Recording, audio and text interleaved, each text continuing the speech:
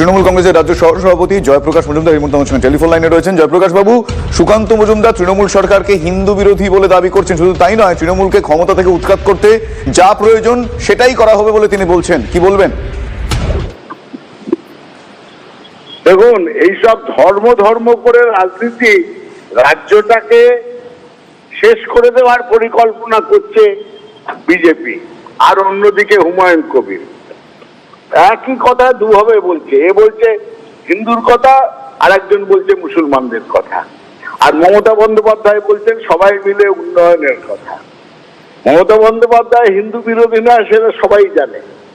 এরই মধ্যে জগন্নাথ মন্দির করেছেন, নানা অন্য জায়গায় কালীঘাটের মন্দিরে, দক্ষিণেশ্বরের মন্দিরের উন্নয়ন করেছেন, একই সঙ্গে আলিয়া ইউনিভার্সিটি করেছেন। সব দিক থেকে উন্নয়নের কথা, এবং ধর্ম নিয়ে রাজনীতি নয়। আর এই যে বিজেপির কদাচার রাজনীতি, তাদের ইস্যু নেই, মানুষের কথা নেই, শুধু ধর্ম নিয়ে।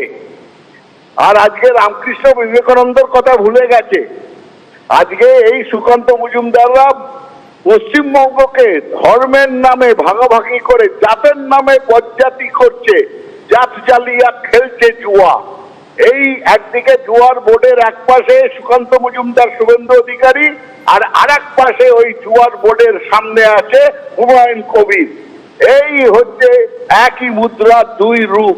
ধন্যবাদ জয়প্রকাশ বাবু আপনার প্রতিক্রিয়ার জন্য।